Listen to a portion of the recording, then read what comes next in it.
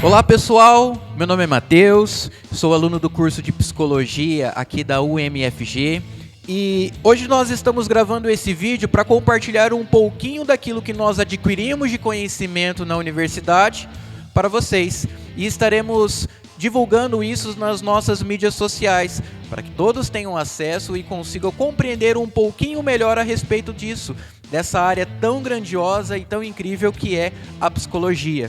Hoje nós estaremos apresentando a respeito de um tema muito importante, mas que por vezes nem sempre tomamos conhecimento.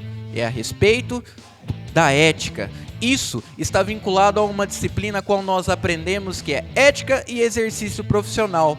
Mais precisamente, estaremos conversando a respeito do código de ética que conduz e norteia as atividades do psicólogo nas suas mais diferentes áreas de atuação. Por isso, eu estou aqui com os meus colegas e eu gostaria de questionar você, Clóvis. Fala comigo, como é que foi? Que área de atuação você visitou, a sua equipe visitou? Qual foi o campo? Como foi para você essa experiência, esse contato com uma área da psicologia? Boa noite, Matheus. Boa noite ao nosso público. Então, Matheus, para esse trabalho nós entrevistamos um profissional da área de saúde. Ele atua numa UBS, numa unidade básica de saúde, com um serviço de psicologia nesta área. E foi de grande valor para nós acadêmicos e também para conhecer um pouco mais da atuação da psicologia neste ramo tão impressionante que é a saúde mental. Muitas vezes a população não tem acesso e às vezes, como eu, que fiquei sabendo somente neste trabalho, que dentro da área da saúde, às vezes na unidade básica de saúde, teríamos acesso ali a um serviço psicológico. Que bacana, Clóvis. Realmente é algo menos difundido, né? Nós temos uma velha concepção. Essa é a sensação que você teve. Nós entramos aqui na universidade pensando que conhecíamos o que era psicologia e agora nós temos uma visão diferente. É isso que você teve nesse trabalho?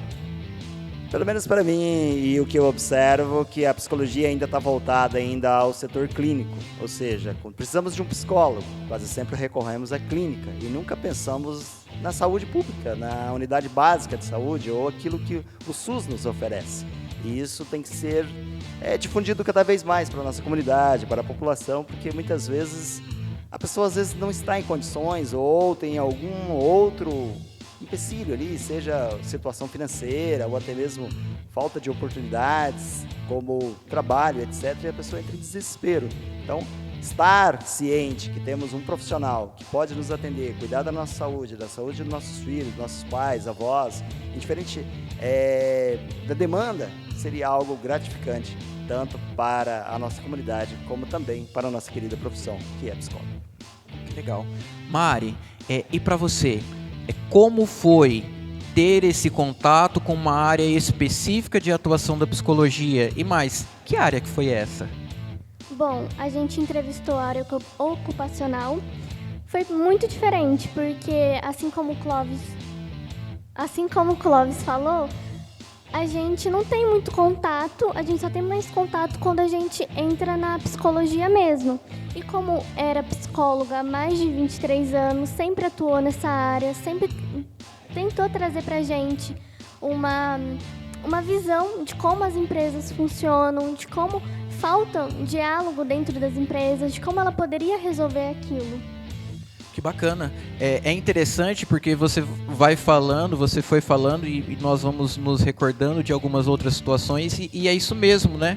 Quantas são as situações do nosso cotidiano em que a psicologia ela poderia atuar, ela poderia favorecer e às vezes não acontece, às vezes não conhecemos. Você sentiu um pouco que era isso? Falta por vezes das empresas, das pessoas encontrarem um pouquinho mais soluções dentro da psicologia? Ah, com certeza, sem dúvidas. Principalmente porque, como eu já tinha dito, falta diálogo. Muitas empresas deixam os colaboradores sem saber o que fazer, deixando de dar um pouco de atenção para uma determinada situação que poderia estar sendo melhorada e está tendo ali uma resolução. Que bacana. E Elô, conta pra nós como foi pra você. Qual a área de atuação que você visitou? Como foi a recepção desse profissional? O que vocês vivenciaram nesse trabalho? A área que a gente visitou foi a da assistência social e a profissional foi incrível, ela foi muito receptiva. Ela trabalha na área do CRAS há 3 anos e ela pôde apresentar pra gente um pouco das diversas atuações que tem dentro da assistência social. O CRAS tem como objetivo, diferente do que a maioria pensa, não tornar o sujeito, o seu usuário, dependente do sistema de benefícios, e sim promover a autonomia daquele sujeito, promovendo seus direitos e garantindo assim que ele tenha uma melhoria na qualidade de vida. E a psicóloga foi extremamente receptiva com essas questões.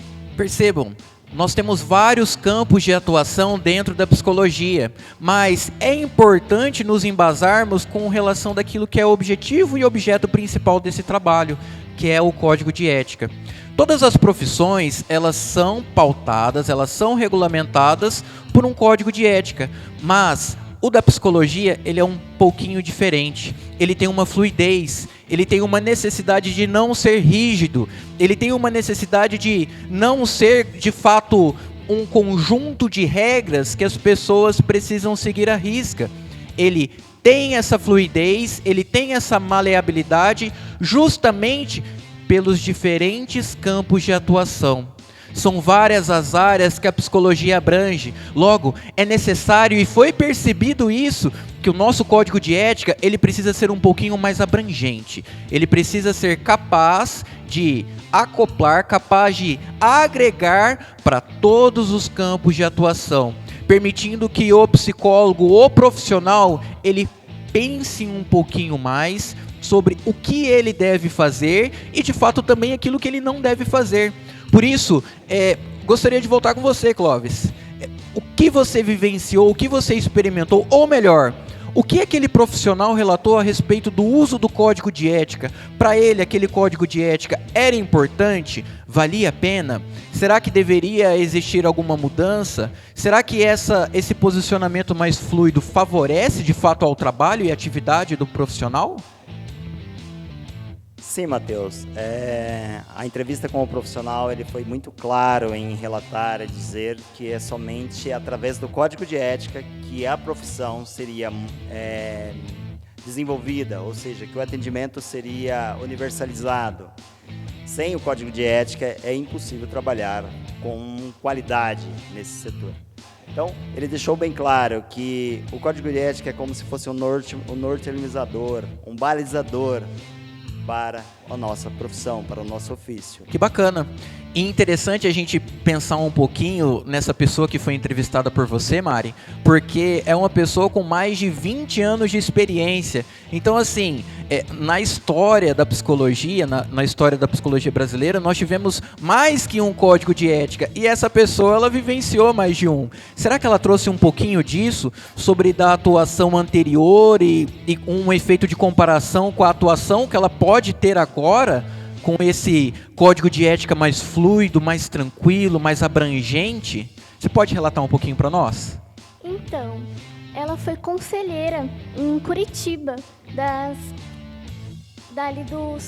do Código de Ética. Ela entregava aquelas identificações, tinha até um caderninho de orientações do Código de Ética, só que antigo, né? Ela relatou bastante sobre esse assunto. Que legal, ela relatou bastante então sobre essa mudança, que bacana, e isso é ótimo nós percebermos esse processo de transição nessas pessoas que experimentaram tanto o antigo quanto agora estão vivenciando os novos. Elô, e você? Nesse campo de atuação, nessa área que você visitou, como o profissional relatou a convivência dele com esse código de ética? Ela se mostrou extremamente satisfeita com a resolução atual do Código de Ética e pontuou que dentro da atuação dela, ela precisa entender, ela e os outros profissionais precisam entender que o sujeito é formado por todo o seu contexto, seja a educação, seja as suas particularidades, a vulnerabilidade, sua cultura, E o nosso código de ética, por trazer esse viés mais reflexivo sobre o respeito à individualidade de cada um, promove um atendimento mais justo e igualitário para cada sujeito, cada usuário que entra na assistência social precisando de apoio. E além das áreas que nós já apresentamos, nós temos outras áreas que as minhas colegas estarão apresentando juntamente comigo, que também participei de uma equipe e estive entrevistando um profissional de uma determinada área da psicologia. Por isso, Verônica, será que você pode compartilhar um pouquinho conosco como foi a sua experiência, qual foi a área de atuação da psicologia que a sua equipe pesquisou? A minha área de atuação foi a área escolar. Ela atua nessa área desde 2014 e o seu trabalho é dar suporte aos profissionais da educação. Ela sempre está buscando as melhores soluções para resoluções de conflitos relacionados à família e à escola. E também auxilia na identificação do déficit de desenvolvimento infantil, ou seja, ela faz esse acompanhamento com a criança e observa como a criança vai responder ao processo. E também discute com a família para ver como é a estrutura da família, como a família pode estar auxiliando a criança juntamente com a escola.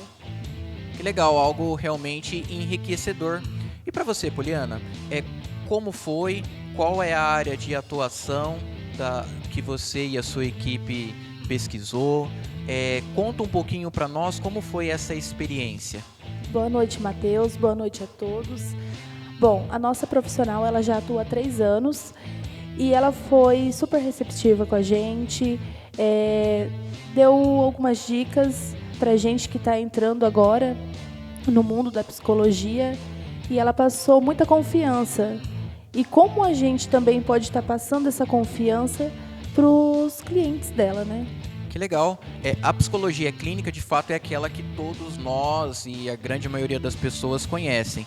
Para você, era exatamente dessa maneira? Para você, era desse jeito que funcionava a psicologia clínica? Não, porque assim, a gente que está de fora, a gente tem uma visão completamente diferente, não tão aprofundada, e o quanto pode ser importante e prejudicial isso na vida de uma pessoa.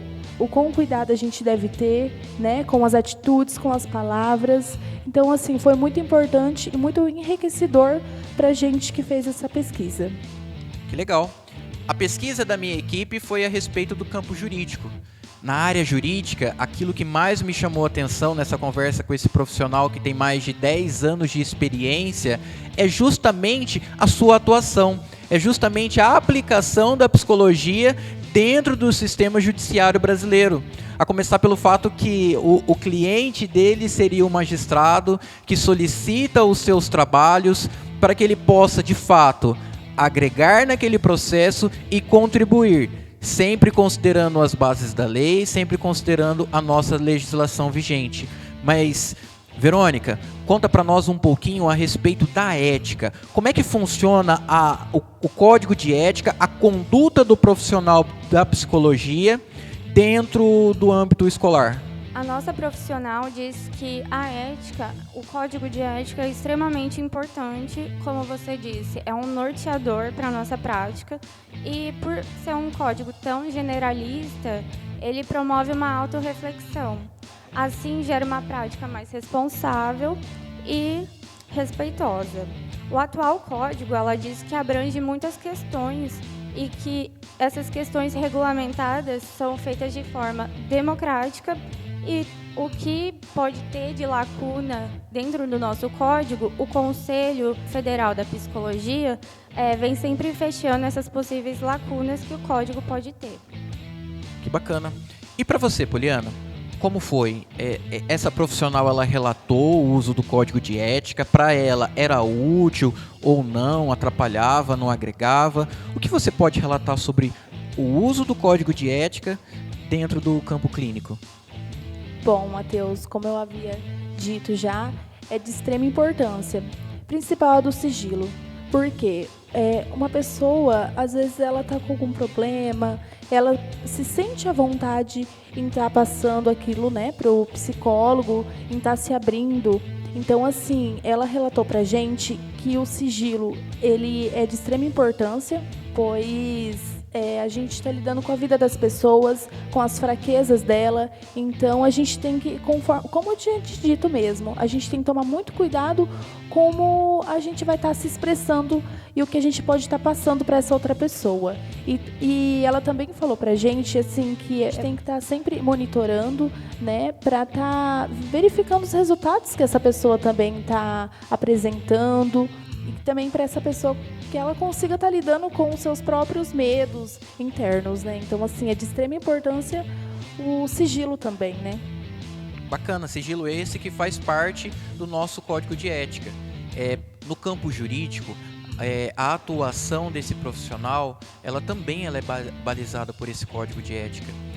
E justamente esse campo do sigilo, ele é de extrema importância.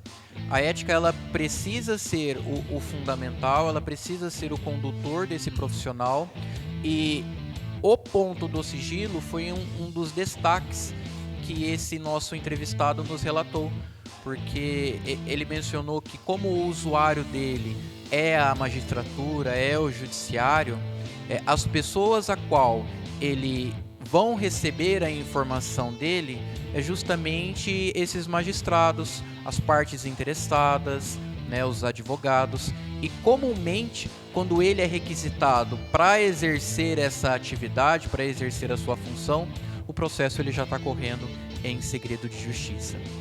Por isso, eu quero agradecer a todos. Esse foi o nosso trabalho.